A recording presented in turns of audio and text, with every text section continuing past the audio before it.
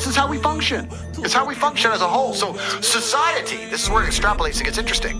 When society with this new think has destroyed all of the baseline humanities and baseline understandings of how men interact with women.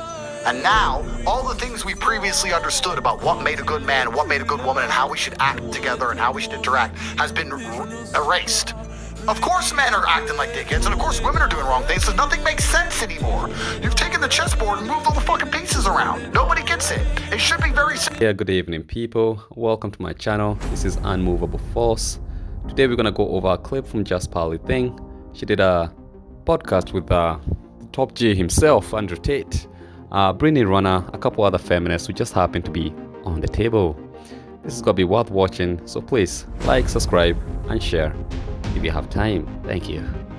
You know what you were saying, get married. Even Tate said it himself. Men don't want to get married anymore. Why are you not turning what he's saying? Why are you not twisting what he's saying? You're not even listening to what he's saying. Isn't it true? Isn't it true You're taking what he's saying and you're twisting it to suit yourself. No, I'm not. He literally said it. Tate, didn't you say that men are scared of getting married now? Well, yeah, okay, but why? Because, like you said, with child support, they feel like there's no advantage. And so alimony, you say just get alimony. married. It's not that simple because men don't want to marry you.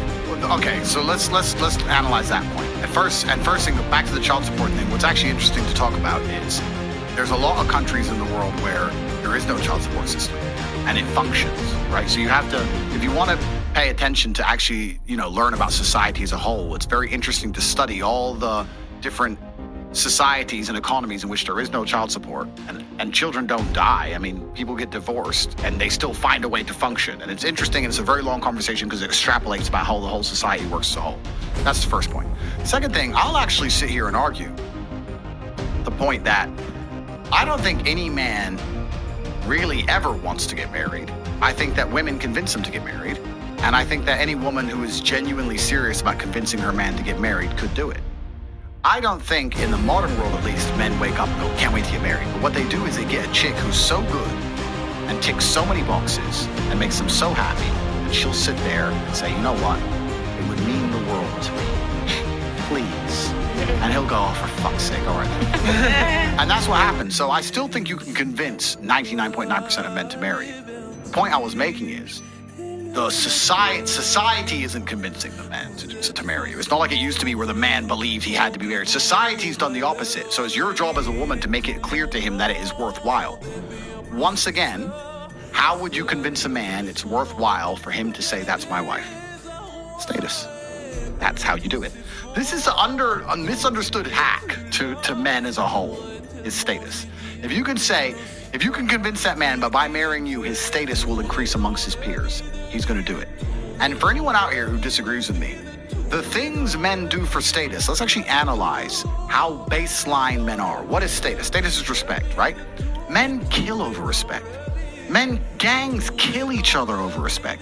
A man will smash another man's face in for insulting him. We will die for respect and status. You tell me we won't get married? We'll die for We'll go to the front line of a war, and the only reason we don't walk away and abandon our post as artillery shells rain is because we're afraid of being mocked for being a coward.